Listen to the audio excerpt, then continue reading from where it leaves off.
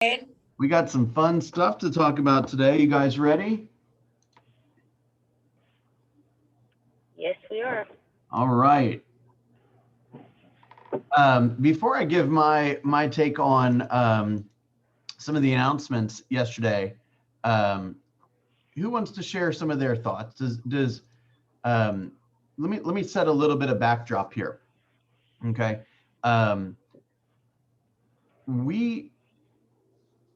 There are some very powerful forces in our business right now. Okay. They've got a lot of money, they've got venture capital, and they are not afraid of totally shifting the way real estate is done. And in fact, that's their intention. Okay. So the more that we can do, this is going to be the theme of this morning, is the best defense for technology is to have a really large and really intimate database. That's the general response. Okay. If we let our people out into the world without being very, very clear on where to get real estate answers and real estate information, they will get it from the easiest place they can find.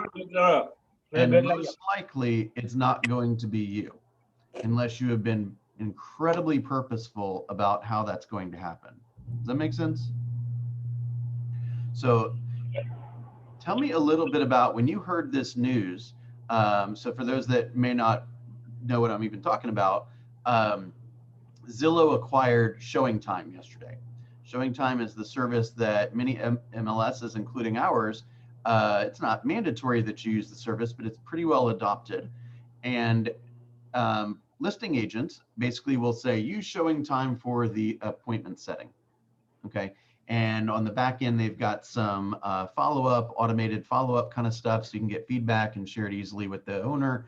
Again, it's just simply making things easy for all the parties that are involved, right? Hey, let Jamette not be the only person that's on video today, y'all. Come on. I want to thank you, by the way.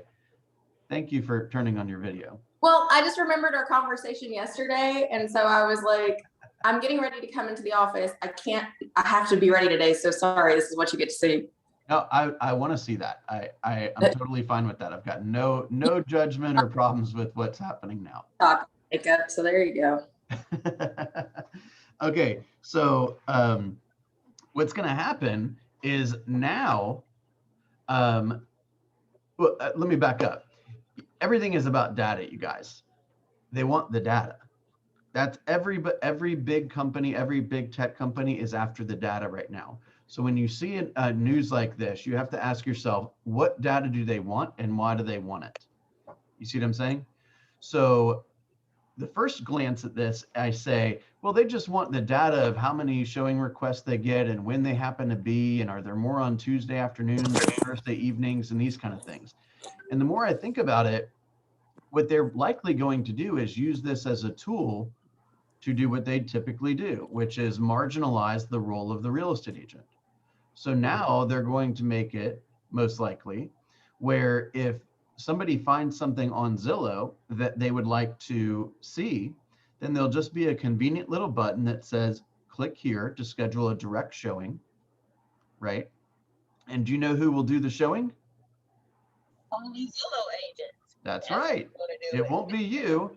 It'll be a Zillow agent that is basically most likely going to be in the form of a salaried employee, is my guess in the future.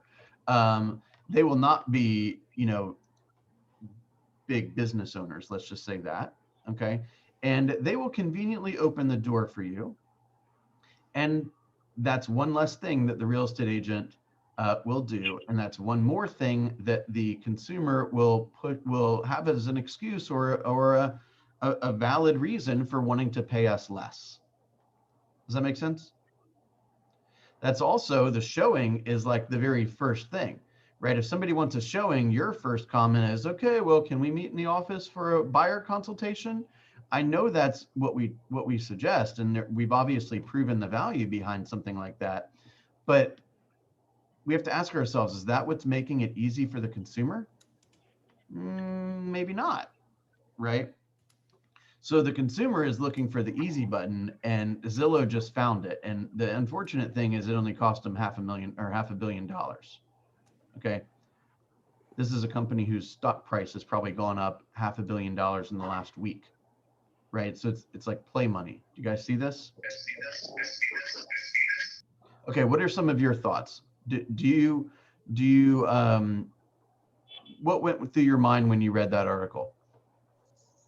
Bill, I Yes, had ma'am. like several thoughts about the whole thing because I think it definitely is going to impact and marginalize our presence, period, right? Because even when we're initially talking to people, the first thing is that a lot of people think they could do it themselves, number one.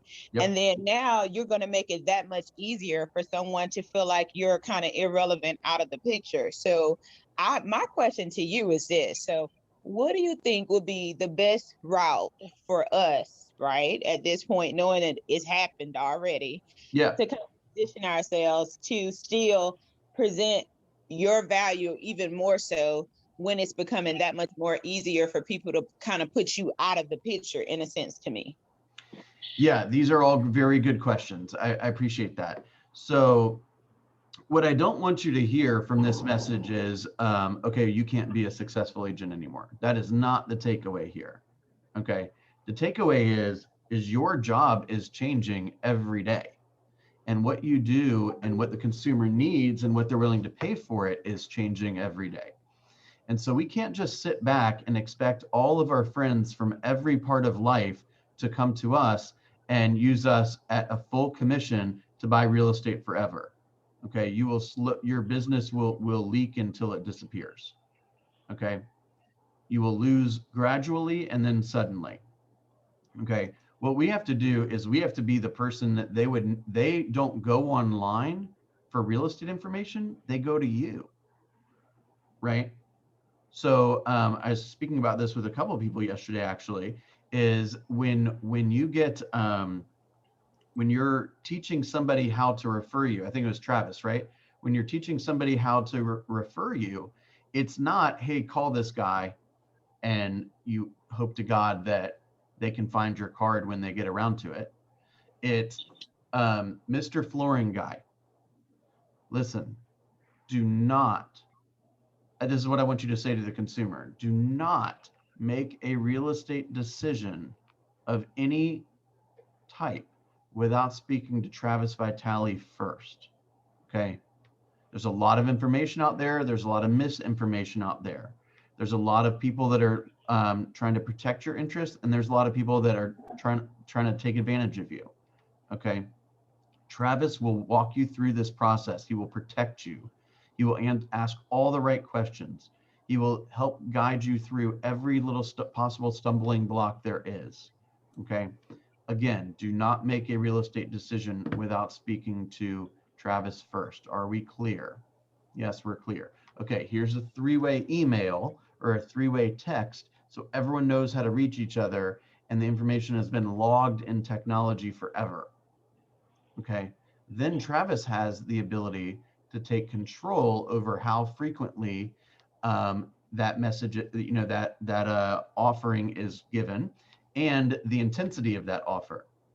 If you take it out of the control of Travis, which would be like, here's Travis's card, and Travis has no way of knowing that the referral even happened, much less that they call him, that's when they're going to hit the easy button and go to Zillow and then get let in by a Zillow agent. And then the Zillow agent is going to keep all the transactional data on the platform. And then Zillow's AI is going to be the one that's creating all the trends and tendencies and insights, right? And then they're going to bribe them to use with Zillow attorney and the Zillow lender. And meanwhile, Zillow is going to have data for every little moment of this transaction. Okay, let me fast forward for a second.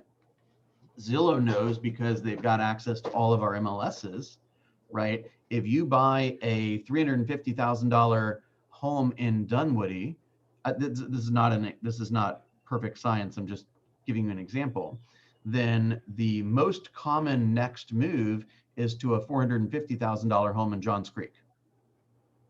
And that happens on average every 3.3 years. Let's just say that was the piece of data, that was the insight, right? With big data, you can crunch things like that, right? And then right around 2.3 years, they start dropping some stuff. Here's a 450 house in Johns Creek. You might be interested. Here's a 450 house in Johns Creek. We know statistically speaking, this is what you want, right? And they don't respond, and they say, hey, we know how much you paid for your mortgage and we know what your interest rate is. And so click here to refinance. We'll make it super simple for you. And all these touch points that we were involved in as real estate agents, creating value, has now been turned over to the machine. Okay. Hey, Bill. Bill? Yes, ma'am.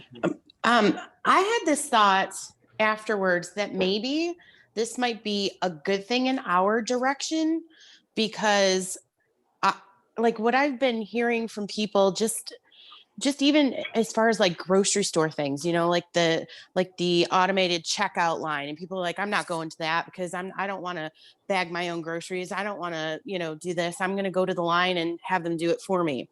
So, you know, people want personalization. I think it's coming back to that. Like we've had so much automated stuff and so many, you know, they say easier things, but we've lost a lot of like personal stuff. So I'm wondering if for us, this is almost like a good thing, because people are going to look at it and be like, I don't want that. I want to find an agent that I feel comfortable with, that's going to know what they're talking about, that's going to take me to showings, that's going to have my best interest at heart. I mean, that's how. I think that is a very good comment for a portion of people, right? I think there is a portion of people that desire that experience and ultimately will pay for it. And there's going to be another percentage of the population that doesn't value the experience. Basically, technology is testing everything right now. Okay, they're testing how much we're willing to pay for convenience. Okay, if I want a $9 hamburger and I want it to appear at my desk this afternoon, I can pay Uber Eats $5 to deliver it. Then I got to tip the guy a couple bucks. And now all of a sudden my $9 hamburger cost me $20. And we seem to be willing to do that, right? So then technology says, would you be willing to pay more for a ride to the airport in a fancier car? And they say, yeah, there's people that are willing to do that. Okay, great. So they're willing to pay more, guys. They're willing to pay more, right? Have you guys ever seen The Social Network? Oh my gosh. Okay, now convenience of selling a home. You got a $500,000 home. You know you're getting an offer from an iBuyer who you know damn well is giving you less than market value, sometimes to the tune of 20 to 30% off. And these people will trade, let's just call it $80,000 worth of equity for the fact that they never had to make their bed and prep the home for showings. So let's test the market and say, will consumers, how much will they pay for convenience? And we're not doing a very good job, guys. We're telling technology we're willing to pay a significant amount of money for convenience. So yes, Mindy, I do agree with you in part. I do believe that there will be people who will pay for that luxury item, that concierge experience. But there's also going to be a lot of people that are not willing to pay for it. And these are people that live in your database right now, potentially, right? Yeah. John, you've been trying to get in for 10 minutes. Go ahead. No, I unfortunately would tend to agree with you, Bill. I see a lot of similarities to what happened in the finance industry in Wall Street in the 90s, where you used to have financial advisors who would charge a ton of fees. They were the gatekeepers to the information, and that was your concierge to the market. And especially with the internet, it just opened up all of it. Now where I never speak to an advisor when I make my trades. I never speak to any. I get all the information I need. I make my own trades. It's cost free, commission free. The commissions now on Wall Street are minimal now for funds, and they used to be 5, 6, 7% sometimes. So generally, unfortunately, I see a lot of the similarities. John just borrowed a book that I have called "Thank You for Being Late." I had it at my office for like 10 minutes before I loaned it out again. This is an awesome read, you guys. And what they talk about is it's gonna polarize jobs. So they're gonna take jobs, and what they kind of used an example of like cleaning up like horse crap in the book, right? But what it is there's going to be that job is not going to be held by the, you know, middle income, middle class type person. Half of the job is going to be coding and data analysis, and the other half is going to be done by a machine, right? And the person with marginal skills and marginal degree of improvement of those skills is going to be out of work, right? And it's interesting, John, and because what's happened in the industry is you go on something like Robinhood and you just make a real cheap trade. But we also have very high wealth individuals that are, they're not doing that. They got a family office, and they're getting massive advice, and they're paying massive dollars for it. Exactly. Greta. There's always going to be people shopping at Walmart, and there's always going to be people shopping at Nordstrom. That's right. I Greta, think, you wanted to say something? yeah, I was going to kind of piggyback off of what John said.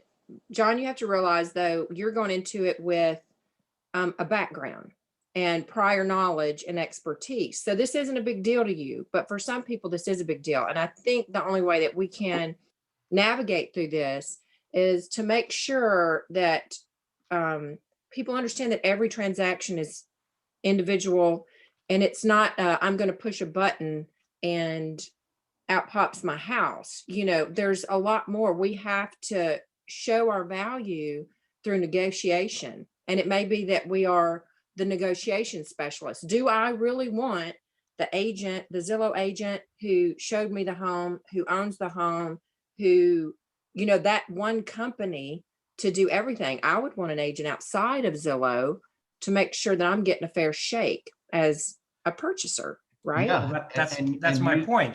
I'm sorry. That's my point. Learn from the Fidelities and the Vanguards and the people that brought in the no cost, and the Robinhoods. Just learn from that, from what happened 15, 20 years ago, and react to that. Right. Like Greta, it sounds like you and Mindy probably are similar thinking here. Is you perhaps might be willing to, you want the kind of higher end experience, and you're willing to pay for it, right? The point here is that we have to be aware as agents what role we play and how the market itself is shifting, right? Every one of you can go make an absolute killing in this business if you're paying attention and you're working hard. So I don't want you to think that this is like doom and gloom here. But the idea is you got a bunch of people that see, first of all, you guys know who the CEO of Zillow is, right? You know what he did before Zillow? Yes. Expedia. He Expedia.com. created Expedia. Okay. You guys know any travel agents out there anymore? Same thing. Who goes to travel aid? Yeah. I do. I do. I do, because my husband works for a travel management company. Well, hopefully they're shifting. I do, and they're all poor. I've Right. gotten Well- better deals with a travel agent than I have booking on my own. So that's So why good. I always do it. I get extra stuff. So we just heard 3 different comments. Okay, let's summarize what we just heard. You got one person who's broke, right?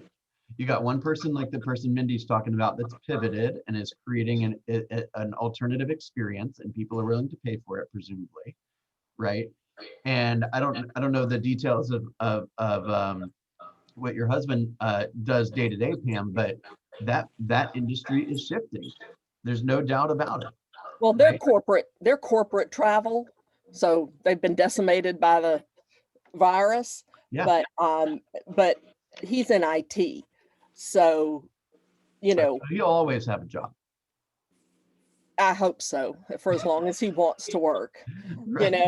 Right. Uh, So these are disruptors. This guy used to, Rich Barton worked at Microsoft, and Zillow was his pet project.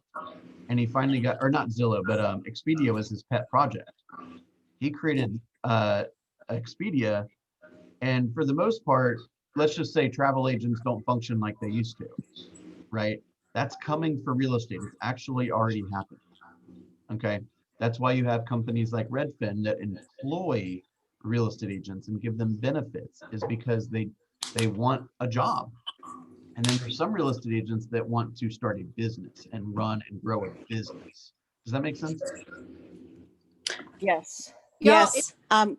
Can I add something? Yeah. This is just, I mean, the evolution of business and changes. I mean, you've mentioned some, and just a few more. The media industry, including broadcast television as well as music. So those industries have evolved to try to cut out or minimize the distributors of Right. the music. So they go direct to the consumer. So Netflix, for example. Rich Barton, by the way, sits on the board of Netflix. Sorry? Rich Barton, the CEO of Zillow, sits on the board of Netflix. Right. Yeah. So every little thing that Netflix has got that they're working on, and by the way, they're working on things you won't know about for 10 years right now. Yeah. Rich Barton knows about. Yeah. So, I mean, there has to be, for all of the jobs that are changing, I mean, it's major shifts. So, I mean, people have to earn income. So there has to be, those things have to be taken into account on a big scale. When you think of just workforce and economy, so surely they're involving these, economists. However, the idea of these big companies and the leaders of them and the big investors, they have self-interest at heart. So, their own just to No doubt. add to that, whose self-interest is it? Is it yours? No, of course not. I It's didn't not think- for the people. It's their own pockets, and it's the greater division of the 1%. So, but my point is that there has to be something for every, even in all these shifts. It's not like the 99% is going to be just left wandering in the streets with no jobs. I mean, certainly there are going to be jobs. It's just they're going to be changing. And we have to, like you said, if you are smart and you're paying attention to the business and you work hard, then you do have a chance to, but the reality is that's the only way that you're going to be able to do well in this business. Right. A couple things I want to add to that. First of all, we all have a great chance. I mean, we're with a company that literally 4 years ago started talking about this. We said we have to be a data company. And because we have the leverage of over 180,000 agents, because we've kept records of every single transaction since the very beginning, in part because of our profit share and having to have integrity there, we are uniquely positioned to drive the technology aspect of real estate. So we started working on this project 4 years ago. So don't think that Keller Williams is just going to lay down. Okay, you guys are in a unique spot. Now, if I was a part of a different organization, I might be thinking a little differently, right? They own Dotloop. That's why we went off of Dotloop, right? It's because we're trying to protect our clients' data, because we don't want our client to get that little peg from them that says, hey, by the way, we know you're either going to, we know you can refinance for cheaper, so just hit this button and we'll do it for you, right? Or, hey, we know that you're probably going to want this house because statistically speaking, you're going to want this house. So we can have a Zillow employee meet you at the front door at 2 o'clock on Thursday or 4 o'clock on Wednesday. Which would you prefer, right? Click here for this one, click here for this one. They're like, how in the world did you know that I wanted to move to Johns Creek next? It's data. It's data. Can I let me say something? And I'm not good at sugarcoating things, so I'm just No, gonna neither are most of us. Go ahead. Okay, so I totally get that there is a community of people that do want the personal touch, and they don't want to use DocuSign, because I've been, and I'm actually working with a couple right now. They want to see you in person. They don't want to do DocuSign. They don't understand any of that. But the thing is, with the shift and the way the generations are coming up, eventually that group of people, they're going to die. They're going to die. And the shift with the new people coming up, like my children All they know is technology and instant gratification. They don't have to wait for anything. Like you were saying, they want a burger, and right now they don't care because it's my 20 bucks. But eventually, that's what they're going to be accustomed to, is like, I want it now. Somebody else knows that I wanted it. I didn't have to think about it. It's already been solved for me. So Right. we have to shift our business in a way where we can have the personal touch that they don't know that they need until they see that we're giving it to them. But we also have to be able to keep up with this huge shift of, everything just being available all the time. Right. So this is a time where I appreciate that point, Heather. This is a time where we really have to understand the circumstances of our potential customers, right? Like Heather suggested, the younger generation right now, we've been testing them and they are willing to pay significant money for convenience. The data supports that in almost every direction. I know that it's not everybody, right? There will always be the wealthy or the almost wealthy that are willing to make decisions based on that. But there's also going to be people. You also understand that, what's the statistic, John? What did they say the other day? It's like 60% of Americans, if they were presented with a $400 emergency, It might be 1,000 or something, but yeah, something like that. Okay, Yeah. so in the most part, in general society, people are living on the edge. That's right. Okay. However, they're also thousands and thousands of dollars in debt. They don't understand how the economy works and how money works. No one's teaching them that stuff. Right. And so when they are told, hey, this can be done faster, just click here, they're like, ooh, I know how to click. I might not know how to think through this, and I might not have an advisor, but I know how to click. That's very true. Right. Who else wants to share an opinion or thought? I mean, I think there's a big difference between, oh, they messed up my hamburger and put tomatoes on it, and I just bought a house and the roof is, caving in. It doesn't meet code because I didn't know to get an inspection. I didn't have anyone to advise me. And I think we have to maybe embrace you want to do the easy part? Go look at houses all you want to. When you're ready to be serious, I'm going to be here to walk you through the part that's going to save you the money. That's my value. Okay, My value so is in protecting you, not in opening a door. A monkey can do that. Okay, but the problem with that thought process, and here's what's happening. Look at the money behind these companies. If you don't think they're not going to go out and find those people in these areas that know exactly what they're doing to fix those problems, you're wrong. They will have a toolbox that is bought and paid for before they lay out anything. Oh, they're one click away from that, right? So for example, they say, because they're going to manage the entire transaction. Remember that? They're going to manage the loan stuff. They're going to manage the attorney stuff. All they have to do is put a little icon on there that says, it looks like you're about to buy a home. Here's a series of warnings. Okay. Get a home inspector. Click here to prove that you read this statement. Get a home inspector. You don't have one? Click here. Here's a list of 17 of them who have paid us extra money to be on this list. Right?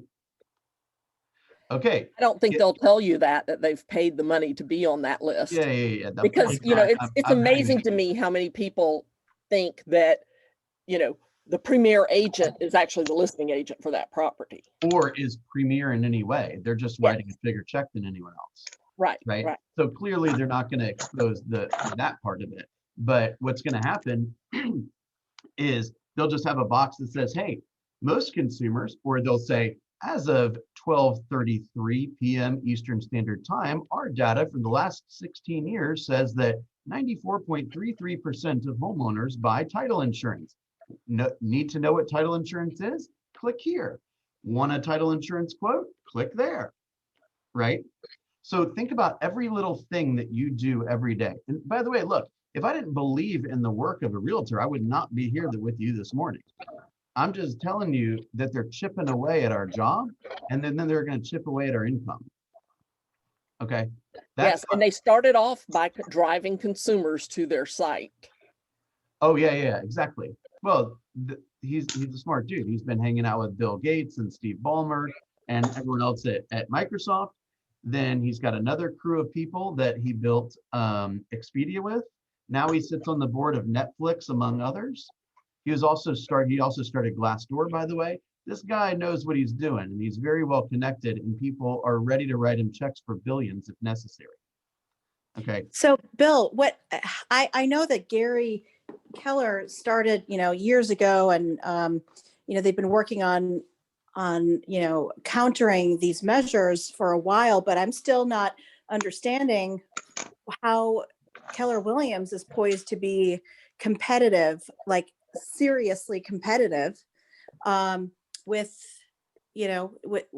market share. And Well, I think next week we'll probably learn a little bit about how they're planning to pivot on this. However, I do want to make sure you understand something, right? I don't know the exact percentage, but it's well over 90% of sales are brokered by a broker.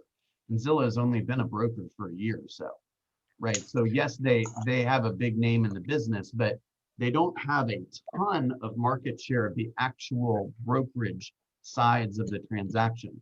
So the best, Gary's been using this phrase a lot over the past few years, is building a moat around your business, okay? So that no one needs to leave your circle of influence to get the stuff they need to help them through the real estate transaction, right?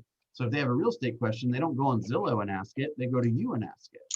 So, and then they use your platform, your search platform, Keller Offers, Keller Mortgage, Keller Property Management, right? You use a Keller Williams agent. We're trying to create the same thing.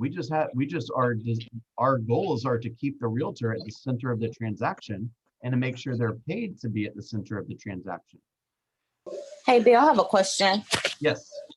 So do you think that it's okay to be upfront with people with the shift that's going on with Zillow, so that, of course, that's the place that most people go? Do you say, hey, I know that this is a convenience, but this is what, I offer, to kind of put it out there because it's probably in the back of their mind to try to get ahead of the situation? Or I don't know that I would bring it up and say, you could go to Zillow, but here's what I offer. I think you want to set it up like, hey, this is going to be an awesome experience, and there's going to be a lot of personalization, and there's going to be a lot of questions that you have along the way.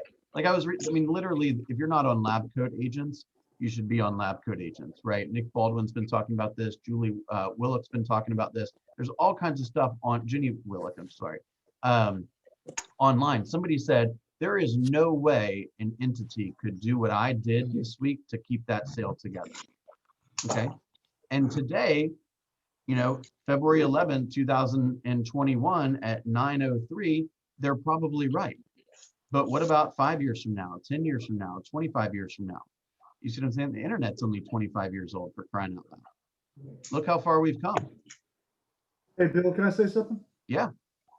All right, I've been sitting here listening to everybody, and it seems like the smartest thing that we can do is to go off of what you said, and is really to work our database. 100%. And we have to set ourselves up even stronger as the experts here, and have our database and our friends and family put out that word that people are literally scared to make that jump without talking to us. Just like I know there's good mechanics around me, but I won't make a decision on my car without calling a friend of mine back home that's a great mechanic. That's exactly the takeaway. That's exactly the point. We have to set ourselves up as the experts here. So I know it's easy to do all the clicking. I get that. But they have to be so scared to make a decision without you that they won't click. So we have to really work our database. I think that is incredibly, that's a very well said summary. Okay, but here, and then the question goes is, how do we do that? Okay, so number one is we have to have an incredible priority to building our database and protecting it and being the economist of choice. Gary's been using that phrase for 40 years, the economist of choice, right? So does that mean you need to have an Inman subscription potentially? You need to be on these boards all day, making sure that no news is being missed, that you're creating a world-class experience, that you're asking your clients, by the way, what kind of world-class experience they want. Because when they vocalize it and they say, well, I want this and this and this, and maybe they'll go try out Zillow and they don't maybe get that experience because it's more of a machine really, then it turns them off from that. But if you don't help them vocalize what they want, then the default is going to be just give it to me easy, right?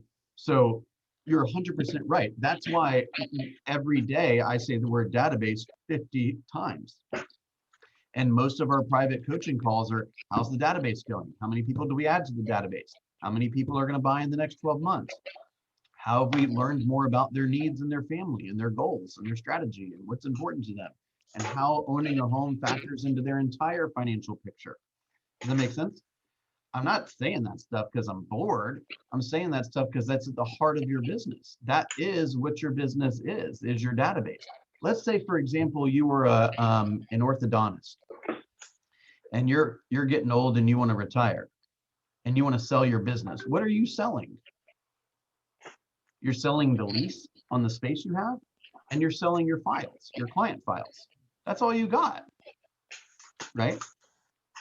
So if you don't have a database, what are you doing? That's day one. You got to get there. You got to get there. Okay. Who else has a thought? So my question is here, you've got all these teams and you've got individual agents who are giving Zillow a ton of money. Do we think that they're eventually going to pivot to where they give these agents an advantage because they are working with them? Absolutely. Yes. Yes. Yes. Sorry, I didn't mean to. That is. But I know there's like happening. Yeah. Let me give you an example. I posted that on the Google thing yesterday. So now Google is selling ad space for agents who the thing that's not said is these are the people that are stroking the biggest checks.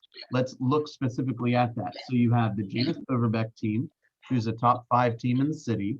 You have Justin Landis, who's a top 20 team in all of KW, and Southern Life Realty team. I'm not sure who that is. Okay, so these are not poor real estate agents. Okay, these are incredibly successful real estate agents. Okay. Okay, and when somebody searches, Google now is going to say, if you pass some type of assessment, or if you have some kind of badge or something, which basically is, it's like a receipt that you paid them off, right? Then we will give you more leads. Okay, so now if they go on Zillow, there's a good chance somebody's going to take your business. And now if they go on Google, there's a good chance somebody's going to take your business. So the point of the matter is if you think that your like best friend from elementary school who might know you're a realtor is going to use you because you're nice, think again. You got to earn that relationship, and you got to earn it every single day. Does that make sense? So what do I think is going to happen with the big teams? Gosh, I know this is being recorded. I don't know if I should say this out loud, but I think there's going to be a big split in the real estate business. Okay, and I think that there's going to be 2 types of agents. And one of the types of agents is going to be the people who were unable or unwilling to build a business, and therefore they go get a job in the real estate space. And I'm not saying that's good or bad. I'm just telling you my thought. And they will probably make somewhere between $35,000 and $50,000 per hour. And most of their work will be driving people around, and that's that. Okay. The other group of real estate agents will be supported by a technology company like Keller Williams, right, with training and coaching and support and culture and all of that. And agents who get the value from that relationship will pay to be there. And they will be the ones delivering a concierge level luxury service at a fee that's still probably less than 3%.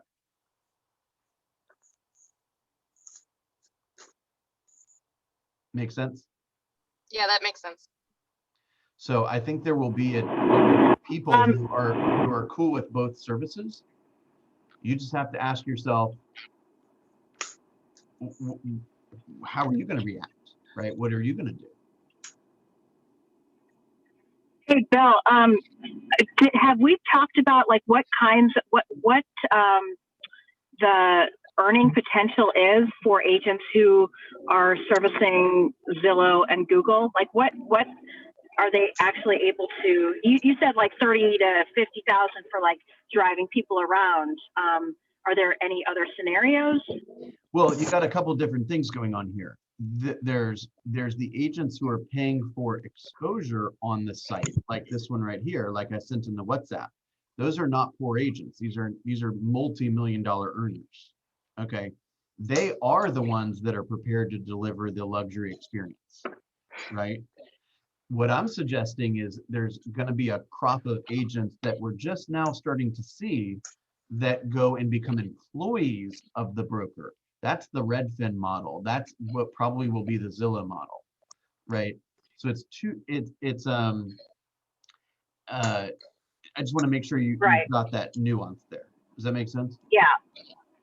Yeah. So they're not 1099. They're I think that, you know, I think that could change over time. There'll probably be more technology advances, which changes that, right? But I think for the most part, they're going to be people that would prefer a job rather than to be an entrepreneur. And if you say, hey, this is the job, I'll pay you 45 grand, they'll jump at that, right? And again, I'm not saying that's good or not good. It is going to attract a certain crop of agents, right?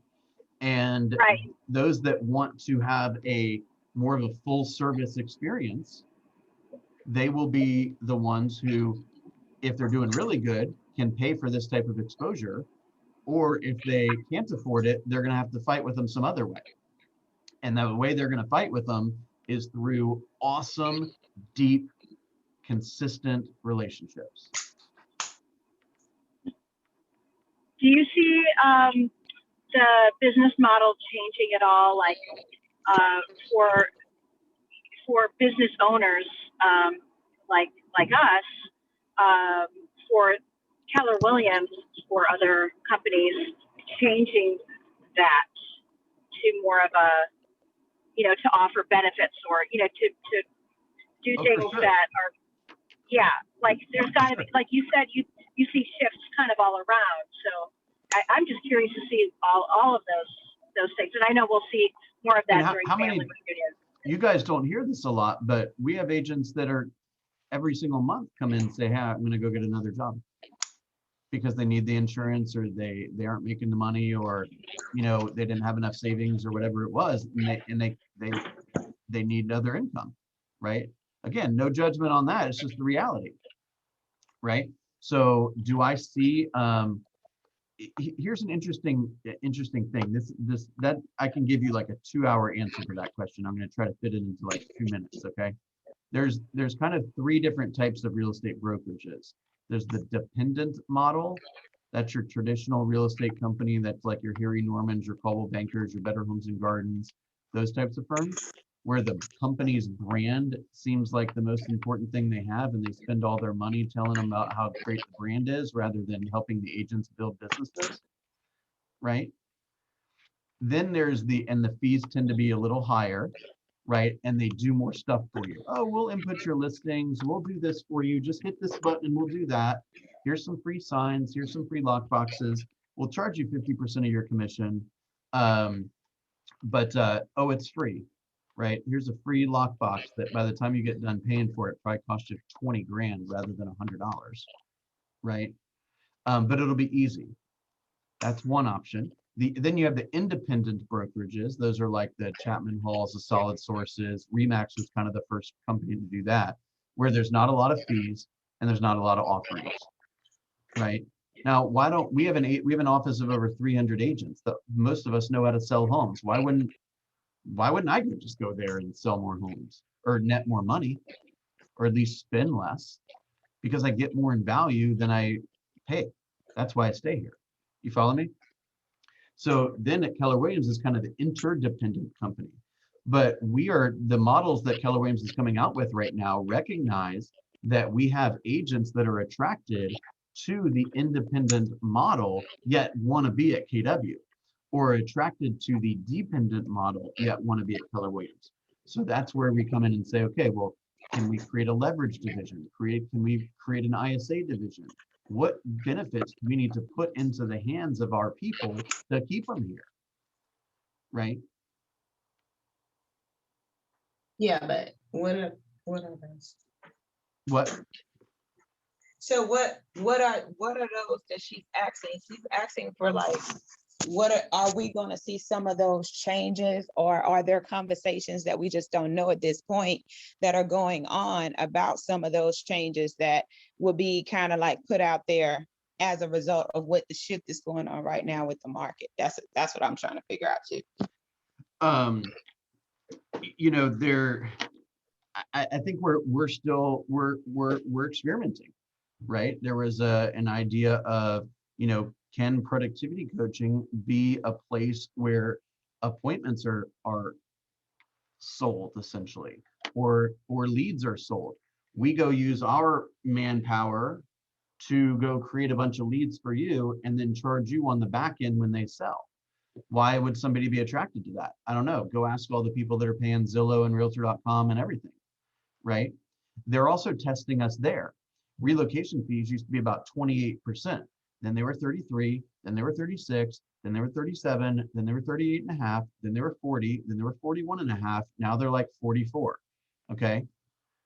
At some point, if you go back, I watched the like, when are we going to say no? Right? I bet it'll go above 50 before somebody says, I'm not willing to take it anymore. Right? It's whoever has the lead is in charge. If you got to go through Realtor.com or Zillow or Google for the lead, you're going to pay whatever they want you to pay because you need the lead. So the only way you're going to win is if the lead comes to you before they go to Zillow. You follow that?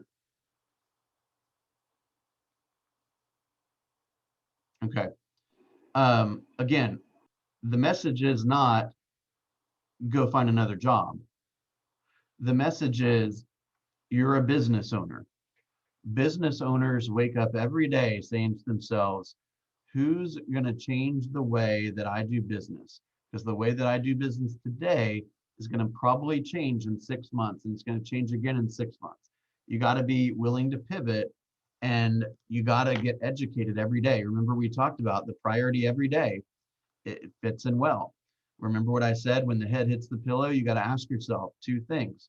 1, have I gotten smarter today? Right? Am I better at what I do? Do I understand my place in the market? Am I looking for strategic opportunities so I can service my people in a way they're not used to being serviced, right? For a fair compensation. And secondly, do I have a bigger audience than I had this morning, right? Do I have 2 more people in my database that would come to me before they go elsewhere? If so, I've got a bigger moat around my business, and I'll be protected until I fall asleep at the wheel and somebody comes and takes my people. You see what I'm saying?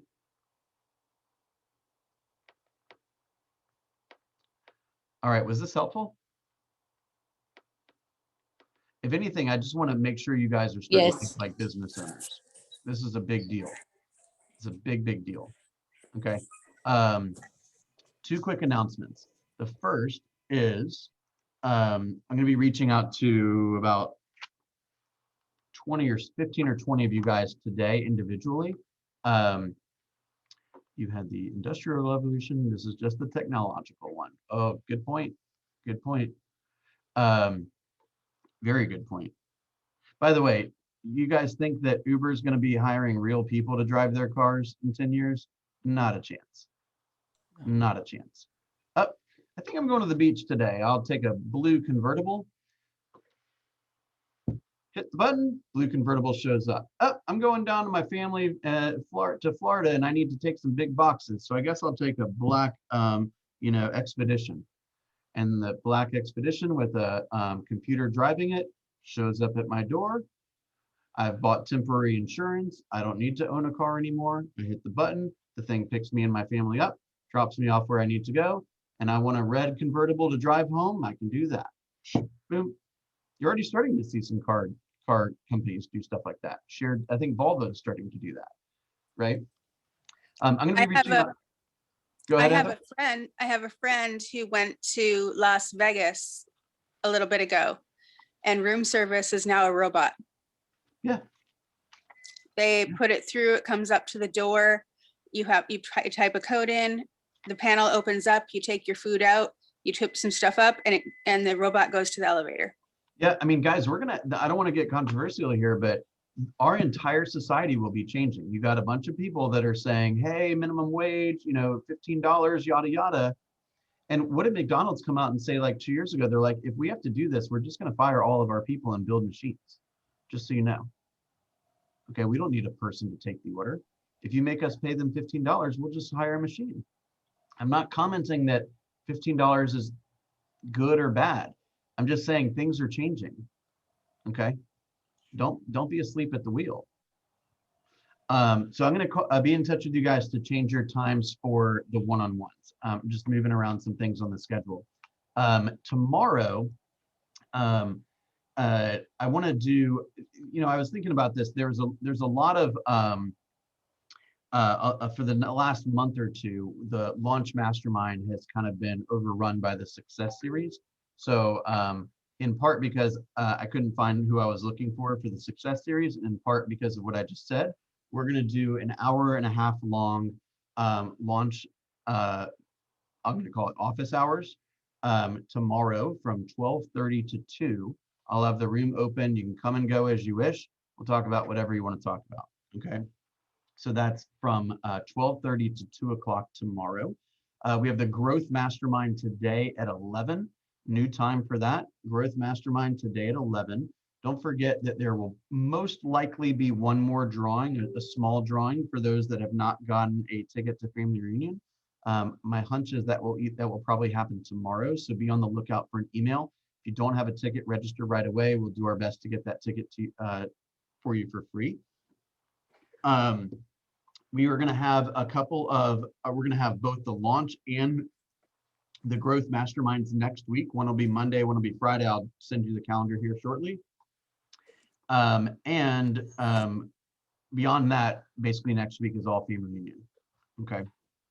Now, I'm gonna give you one more message before I go. Okay. Thank you for hanging out a little longer today. This is important. Okay.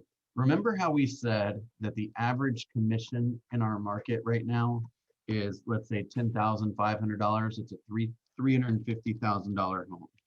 Okay. 3% is $10,500. We know that according to the research that for every 16 people we have in our database that we systematically and consistently communicate with, we should have a closing every year. Is that correct? So if you divide that, that means that every single person in your database is worth $656 per year. We know that the database is the way to combat disruptors. So please say to yourself, I'm going to bring all this full circle to the title of today's class, which is 2021, the year of the database. Guys, you got to focus on the database. When you wake up, you should say, I'm freaking unemployed. And the only way I'm going to make this thing work is if I go meet people. Okay, and have conversations with them and find out what makes them make decisions and find out what their dreams are and find out how you can service them. And every single person that you add to the database, if you communicate with them systematically in the future, you should have a return of over $600 per year. Is there any, if I offered you a job, hey, Travis, if you go add 2 people to your database today and do what I tell you to do with them, then you'll make over really $1,300 every year for the rest of your life. You interested in that? That's the job we all have, you guys.